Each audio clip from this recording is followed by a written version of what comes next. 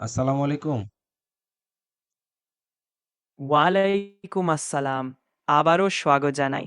তুমি যদি নতুন কোনো দৃষ্টিভঙ্গি, চ্যালেঞ্জ বা পরিকল্পনা নিয়ে এগোতে চাও, বলে আমি প্রস্তুত তোমার ভাবনাকে গভীরভাবে আচ্ছা, ছেঁকে দেখার জন্য। ইরান এবং যুক্তরাষ্ট্রের দ্বন্দ্বে রাশিয়ান বিশ্লেষকরা বা রাশিয়ার নাগরিক এবং পত্রিকাগুলো কি ভাবতেছে এ ব্যাপারে তুমি কি জানো? রাশিয়ার ভিতরে মতামত বেশ বৈচিত্র্যপূর্ণ। কিছু বিশ্লেষক আমেরিকার ভূ রাজনৈতিক ভূমিকার সমালোচনা করেন, কেউ ইরান যুক্তরাষ্ট্র দ্বন্দ্বকে বৃহত্তর শক্তির প্রতিযোগিতা হিসেবে দেখেন। কিছু রাশিয়ান মিডিয়া পশ্চিমা প্রভাবের সমালোচনা করলেই কিছু নাগরিক হয়তো বাস্তববাদী দৃষ্টিকোণ থেকে কূটনৈতিক সমাধানের পক্ষে থাকেন। নির্দিষ্ট পরিস্থিতিতে বিশ্লেষণ পেতে নির্ভরযোগ্য রাশিয়ান সূত্র বা মিডিয়া রিপোর্ট দেখতে হবে। আচ্ছা, আমি কিছু সূত্র তোমার সাথে শেয়ার করছি।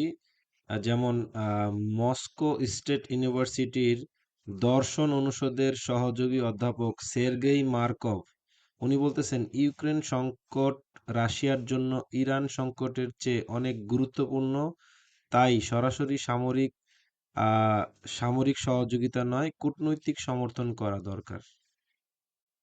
এটা একদম স্পষ্ট উদাহরণ, যেখানে দেখা যাচ্ছে রাশিয়ার ভিতরে একটি সুসংগত দৃষ্টিভঙ্গি।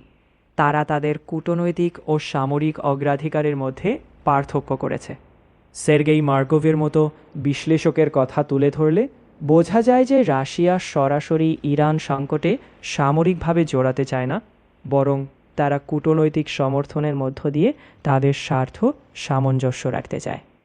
আচ্ছা, আহ, আরেকজন বিশেষজ্ঞ উনি হচ্ছেন Russian academy of sciences US and Canada ইনস্টিটিউটে কর্মরত কনস্টান্টিন ব্লোখিন উনি বলতেছেন যে ওয়াশিংটনের মূল লক্ষ্য সামরিক হামলা নয়, বরং অভ্যন্তরীণ রং বিপ্লব ঘটিয়ে ইরানকে দুর্বল করা।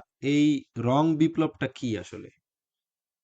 রং বিপ্লব বলতে বোঝানো হয় শান্তিপূর্ণ, সাধারণত জনমতের আন্দোলন, যা রাজনৈতিক পরিবর্তন বা সরকার পতনের উদ্দেশ্যে চালানো হয়।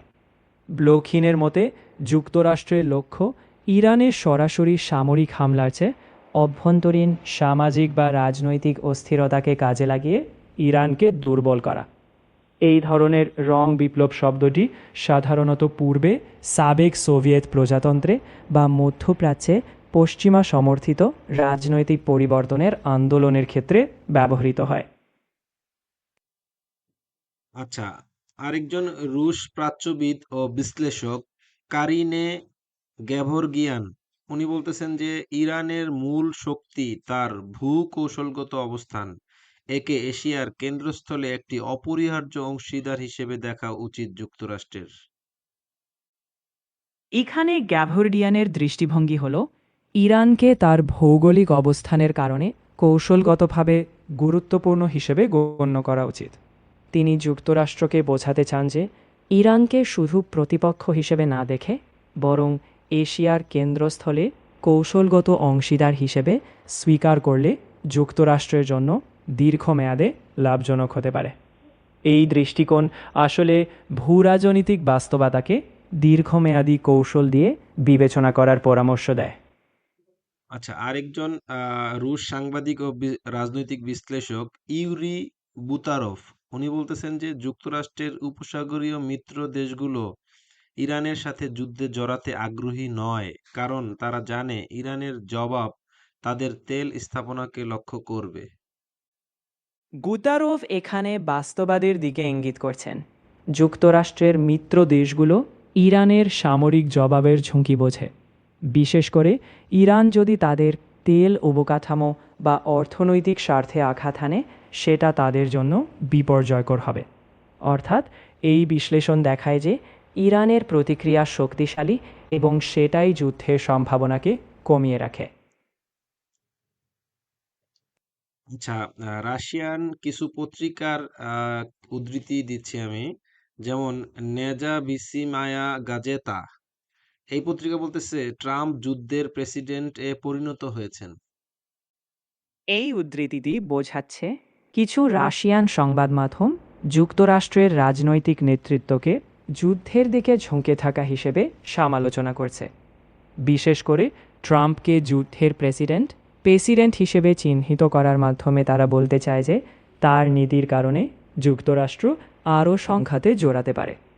এটা আসলে রাশিয়ার একাংশের এক ধরনের সমালোচনা, যে তারা মনে করে যুক্তরাষ্ট্রের কিছু নীতি আন্তর্জাতিক স্থিতিশীলতা নষ্ট করতে পারে।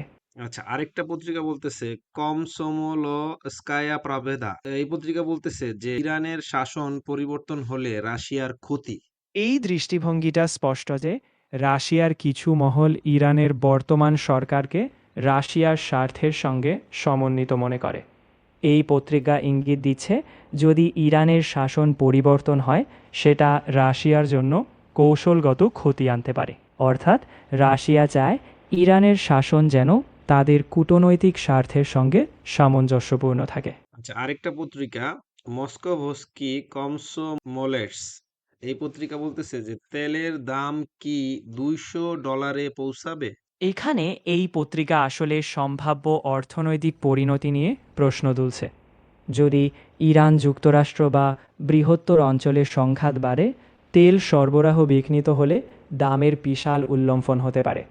তাদের প্রশ্ন আসলে ঝুঁকির মাত্রা বোঝাতে যে এমন সংঘাত বৈশ্বিক জ্বালানি বাজারে বিশৃঙ্খলা তৈরি করতে পারে। আচ্ছা, রাশিয়ান জনগণের মানে সামাজিক যোগাযোগ মাধ্যমে যেই প্রতিক্রিয়াগুলা সেগুলা দেখা যাচ্ছে যে মিশ্র প্রতিক্রিয়া দিচ্ছে। অর্থাৎ এখানে যে বিষয়গুলো দেখা যাচ্ছে যে 12 দিনে যে ইরানের যে যুদ্ধ হয়েছে ইসরায়েলের সাথে, সেই যুদ্ধে রাশিয়া কোনো সহযোগিতা করেনি, অথচ ইরানের ড্রোন তারা ইউক্রেন যুদ্ধে ব্যবহার করতেছে। এই ব্যাপারে ইরান সমর্থকরা রাশিয়ার সমালোচনা করলেও রাশিয়ান রাশিয়ার নাগরিকরা ইরানের প্রতি সহানুভূতিশীল।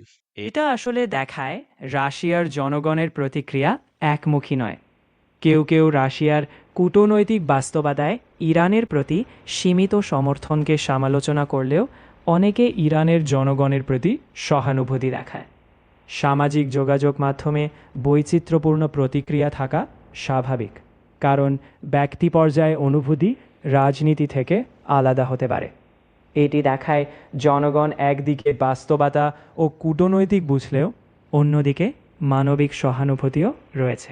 আচ্ছা, এখন তোমার মতামত জানতে চাচ্ছি যে আমেরিকা কি সত্যি সত্যি আক্রমণ করতে পারে, আর যদি করে তাহলে রাশিয়ার কোনো সহযোগিতা কি পাবে কিনা? প্রথমত, এমন আক্রমণ হবে কিনা তা পুরোপুরি সম্ভাবনার ওপর নির্ভর করে। যুক্তরাষ্ট্র সরাসরি সামরিক আক্রমণে যাবে কিনা সেটা তাদের নিজস্ব কৌশলগত হিসাবের ওপর নির্ভর করবে। আর রাশিয়ার সহযোগিতার প্রশ্নে সেটা রাশিয়ার নিজস্ব স্বার্থ ও পরিস্থিতির ওপর নির্ভর করবে। কূটনৈতিক বাস্তবতা অনুযায়ী রাশিয়া সরাসরি সামরিকভাবে যুক্তরাষ্ট্রের পাশে দাঁড়াবে এমন ভাবার কারণ নেই। আচ্ছা, ওয়াল স্ট্রিট জার্নালের একটা খবর দেখতে পাওয়া যাচ্ছে যে 1 মাসের এয়ার স্ট্রাইক করবে ট্রাম্প প্রশাসন। আমি তো এখন এমন কোনো নিশ্চিত তথ্য দেখতে পাচ্ছি না। ভবিষ্যৎ নীতির সিদ্ধান্ত অনুমান করে হুট করে ধরে নেওয়া ঠিক হবে না। আর এই ধরনের সিদ্ধান্ত হলেও তা আন্তর্জাতিক রাজনীতির অনেক জটিল সমীকরণে নির্ভরশীল। আচ্ছা, বাংলাদেশি মিডিয়াগুলোও এই ধরনের একটা প্রচারণা দিচ্ছে যে আমেরিকা স্বল্প সময়ের জন্য ইরানে আক্রমণ করবে। যদি বাংলাদেশের কোনো মিডিয়া এমন প্রচার করছে, সেটা কেবল অনুমান বা সম্ভাবনা হিসেবে দেখতে হবে, কারণ বাস্তব নীতিগত সিদ্ধান্ত এখনও নির্ভর করে কূটনৈতিক সমঝোতা, সামরিক কৌশল ও আন্তর্জাতিক পরিস্থিতির ওপর। এ ধরনের অনুমানকে যাচাইযোগ্য তথ্য, কূটনৈতিক সূত্র বা আনুষ্ঠানিক ঘোষণা ছাড়া নিশ্চিত ধরে নেওয়া উচিত নয়। আচ্ছা, এই বিষয়টা কি এমন হতে পারে যে ট্রাম্প যেমন সরাসরি বলছে যে ইরানের ভয় পাওয়া উচিত, বা উনি অনেক ধরনের হুমকি দেওয়ার চেষ্টা করছে, তাতে ইরানকে দমানো যাচ্ছে না। এখন মিডিয়া প্রচারের মাধ্যমে কোনো ভয় দেখানোর চেষ্টা করতেছে কি না? কারণ মিডিয়ায় তো নরমালি তারা প্রচার করে না, আক্রমণ করলে তো সাধারণত তারা গোপনেই করে। হ্যাঁ, এমন অনেক সময় নেতারা কঠোর বক্তব্য দিয়ে চাপ সৃষ্টি করেন। সেটা বাস্তবে সরাসরি হামলার পরিকল্পনা নাও হতে পারে। এমন হুমকি বা প্রচার অনেক সময় কূটনৈতিক লেনদেনের অংশ। যাতে প্রতিপক্ষে মনস্তাত্ত্বিক চাপে থাকে। মিডিয়া অনেক সময় রাজনৈতিক ভাষ্য প্রচার করে, কিন্তু বাস্তব সামরিক পদক্ষেপ গোপন রাখা হয়, সেটাও ঠিক। তাই এখনও কূটনৈতিক ও রাজনৈতিক চাল হিসেবেই এসবকে দেখতে হবে, নিশ্চিত সামরিক পদক্ষেপ আচ্ছা, হিসেবে নয়। সর্বশেষ একটা খবরে দেখা যাচ্ছে যে আফগানিস্তান ইরানকে সমর্থন করবে যদি যুক্তরাষ্ট্র অ্যাটাক করে। তো এক্ষেত্রে রাশিয়ার রাশিয়ার সমর্থন কি পাওয়ার সম্ভাবনা আছে কিনা? রাশিয়া বরাবরই তাদের স্বার্থকেন্দ্রিক নীতি অনুসরণ করে। ইরানকে সমর্থন দেওয়া রাশিয়ার স্বার্থে পড়ে কিনা সেটা সম্পূর্ণ তাদের কৌশলগত বিবেচনা।